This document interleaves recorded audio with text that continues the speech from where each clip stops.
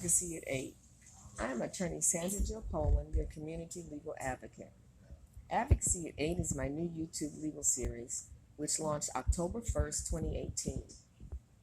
This series of legal education videos will be posted daily at 8 p.m. Each video, in 8 minutes or less, will educate you on an important legal issue. You and your community at large will be enlightened and empowered. Thank you and your community for viewing Advocacy at 8. I am attorney Sandra Jill Poland, your community legal advocate. This week's topic, trust. In yesterday's video, I talked about a specialized trust called a generation skipping trust. Please view that video to find out more about how a generation skipping trust operates. In my second video, I discussed the difference between a will and trust, and defined executive and administrator. In my first video, I defined a trust and then defined other legal terms that we are using.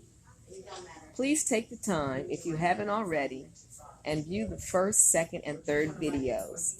The information shared is very valuable and in a way that is easily understood. Now, in this episode, we will be discussing a special needs trust. A special needs trust is also known as a supplemental needs trust.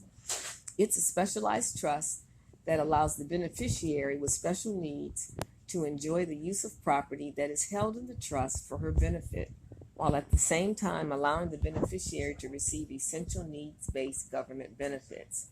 It is an irrevocable trust, meaning you cannot modify or terminate it.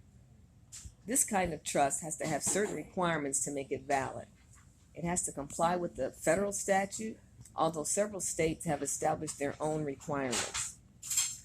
As we've discussed in earlier videos, trusts, and particularly irrevocable trusts, can be used, 1, for minors, 2, for beneficiaries with disabilities, whether they're physical, mental, or intellectual, or 3, as a method of asset protection. There are advantages of using a trust to hold and manage property intended for the benefit of the beneficiary, especially if the beneficiary lacks the legal capacity to handle her own financial affairs. Special needs trusts can be used to receive an inheritance or personal injury settlement proceeds on behalf of a minor or a person with disability, or you can receive proceeds of compensation for criminal injuries, litigation, or insurance settlements. The trust may be managed by family members or by trustees appointed by the court. In the situation where a trust is to be created for a child or a young person with disabilities, it's important to choose trustees who can effectively manage that trust for the beneficiary.